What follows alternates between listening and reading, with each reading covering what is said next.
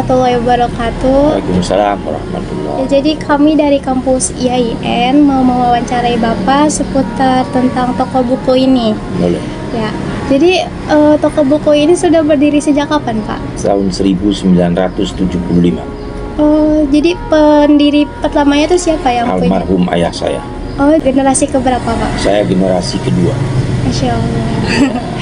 Sudah lama ya, Pak? Sudah lama. Keluh kesah kerja di sini bagaimana, Pak?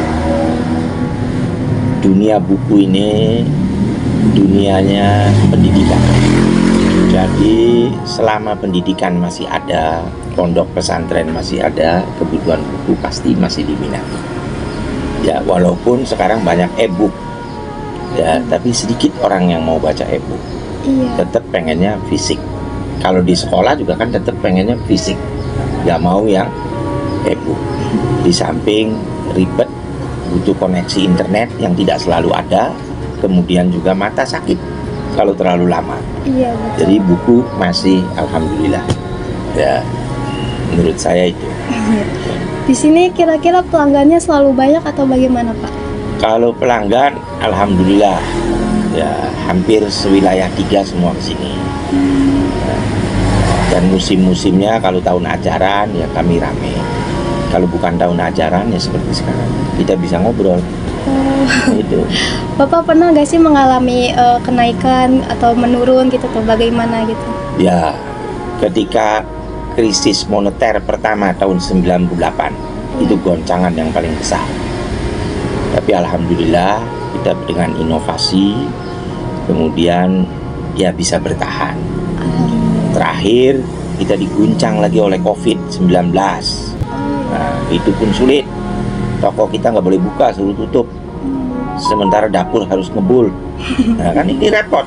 Nah, itu masa-masa sulit. Tapi alhamdulillah eksis. Walaupun banyak teman-teman yang tutup, banyak yang tutup kemudian nggak bisa kerja lagi. Karena kan memang nggak boleh buka saat itu.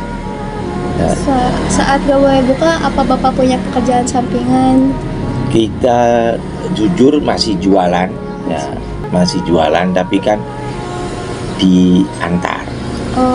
Jadi tokonya nggak dibuka seperti ini. Orang pesen, kita ambil barangnya, kita bawa. Ya begitulah. Itu masa-masa sulitnya.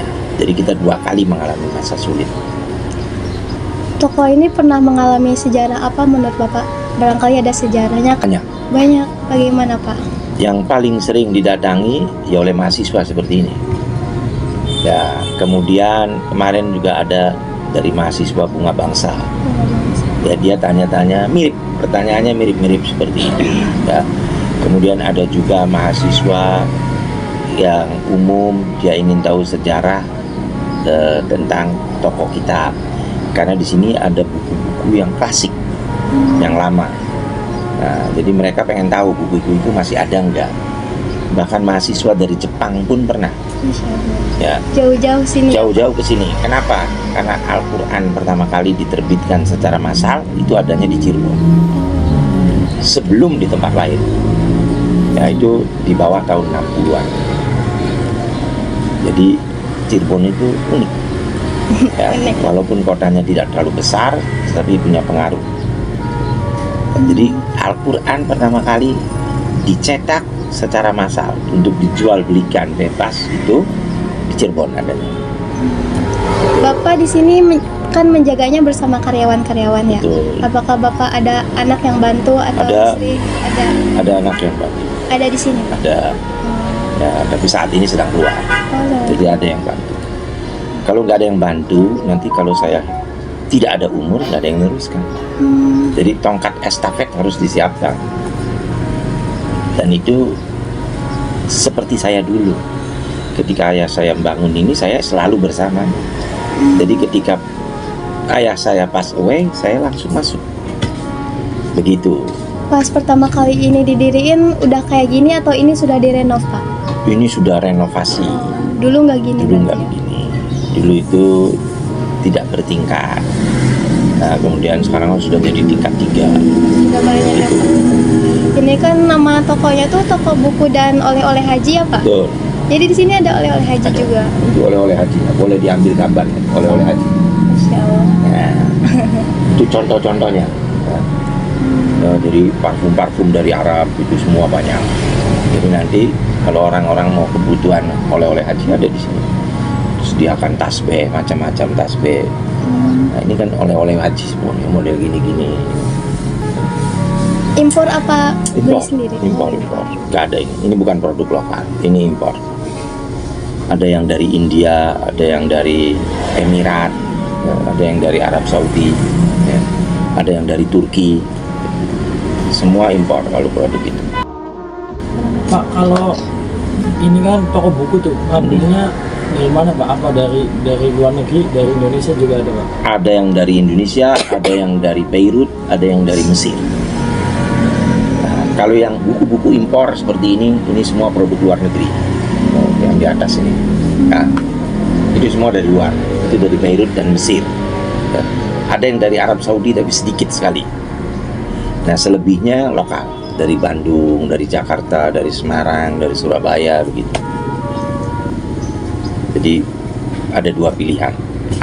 Biasanya anak-anak pondok yang kelas menengah ke atas, dia mau bukunya yang impor karena lebih bagus. Nah, kalau yang menengah ke bawah ya yang buku-buku lokal. Begitu. Jadi Pak, antusias orang Cirebon bahwasanya ada toko cahaya gimana Pak? Alhamdulillah bagus, karena saya kan sudah lama, dari tahun 75.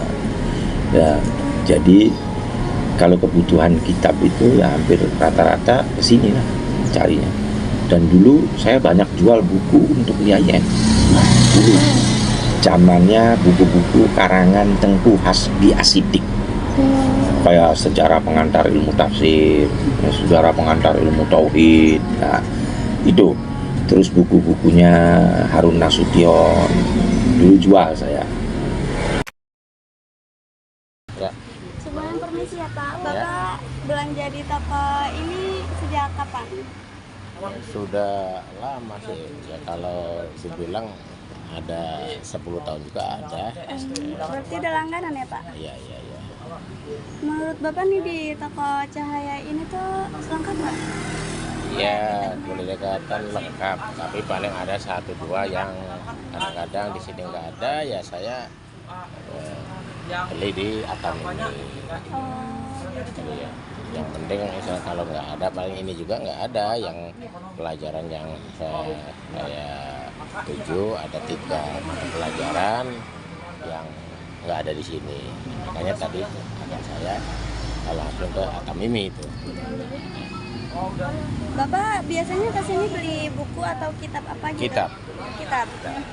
Seringnya kitab? Iya, ya karena kita istilahnya kurikulum yang dari pesantren.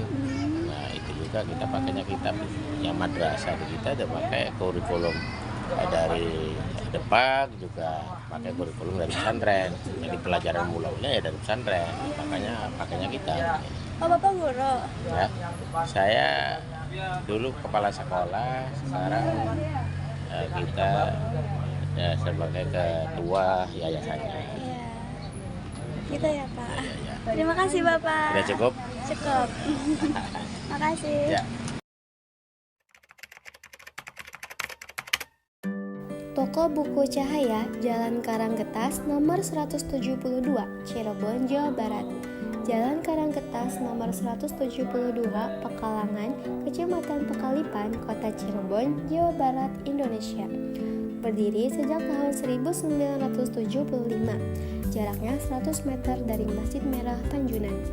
Pendiri toko ini bernama Bapak Saleh Said Baumar sebagai pendiri pertamanya, kemudian menurun kepada anaknya sebagai generasi kedua atas nama Bapak Said Saleh Baumar. Bapak Said Saleh Baumar sebagai penjaga toko generasi kedua ini dibantu oleh adik-adiknya dan anaknya untuk generasi selanjutnya sebagai kepala toko buku ini. Karena tongkat estafet harus disiapkan, ujar Bapak Said Saleh Baumar. Awal mula berdirinya toko ini hanya terdapat 1 ruangan. Semakin bertambahnya tahun, semakin berkembang pula tokonya sehingga kini menjadi 3 tingkat. Walaupun penjualannya sempat menurun karena ada wabah COVID-19, akan tetapi Bapak Sai Saleh Umar tetap berusaha berjualan dengan cara mengantar pesanan secara online. Di toko buku atau kitab Cahaya Cirebon ini menyediakan berbagai macam grosir dan eceran, macam-macam Al-Quran, macam-macam kitab pesantren, maupun cetakan dalam negeri ataupun luar negeri. Adapun bacaan agama dan pengetahuan umum, Kamus Besar Arab dan Indonesia. Selain itu, toko ini menyediakan berbagai oleh-oleh haji seperti parfum, tasbih, madu Arab, minyak zaitun, dan oleh-oleh haji atau umroh lainnya. Oleh-oleh haji dan umroh ini diperjualkan dari hasil impor. Toko ini juga menyediakan berbagai macam hardcover untuk Yasin dengan bahan RCV, emali, dan bluedruk. Juga menerima cetakan buku Yasin dengan bermacam model dan ukuran. Toko ini sudah banyak didatangi oleh kalangan mahasiswa, salah satunya mahasiswa dari Jepang. Karena Al-Quran pertama kali diterbitkan dan dicetak secara massal di Cirebon di bawah tahun 60-an sehingga menarik perhatian untuk mendatangi toko saya, ucap Bapak Sai Saleh Umar. Buku adalah pembawa peradaban. Tanpa buku, sejarah itu sunyi, sastra itu bodoh, sains itu lumpuh, pemikiran dan spekulasi terhenti. Buku adalah mesin perubahan jendela di dunia, mercusuar yang didirikan di lautan waktu. Barbara Tuchman.